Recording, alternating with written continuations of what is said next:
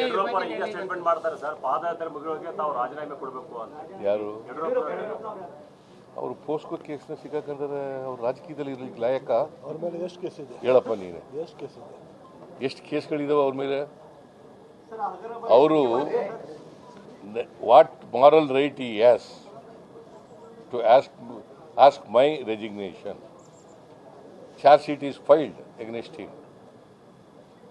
POCSO ಕೇಸ್ನಲ್ಲಿ ಸಿಕ್ಕಾಕೊಂಡಿರುವಾಗ ಕೋರ್ಟ್ನವ್ರು ಏನೋ ಜಾಮೀನು ಕೊಟ್ಟಿದ್ದಾರೆ ಅಂತ ಹೊರಗಡೆ ಇದ್ದಾರೆ, ಇಲ್ಲದ್ರೆ ಒಳಗಡೆ ಇರಬೇಕಾಗಿತ್ತು.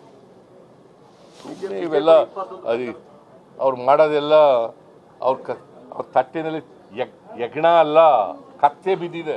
ಸರಿ, ಬಿಜೆಪಿ 21 ಪ್ರಕರಣಗಳ ಬಿಜೆಪಿ 21 ಪ್ರಕರಣಗಳ ಬಗ್ಗೆ 21 ಪ್ರಕರಣಗಳು ನಾನೆಲ್ಲ ಅಸೆಂಬ್ಲಿನಲ್ಲಿ ಪ್ರಸ್ತಾಪ ಮಾಡಿದ್ದೀನಿ. ಅವೆಲ್ಲ ಕೆಲವೆಲ್ಲ ಈಗಾಗಲೇ CID ಎಂಕ್ವೈರಿ ಪ್ರಾರಂಭ ಆಗಿದೆ. ಇನ್ನು ಉಳಿದವಕ್ಕೂ ಎಂಕ್ವೈರಿ ಮಾಡ್ತೀವಿ.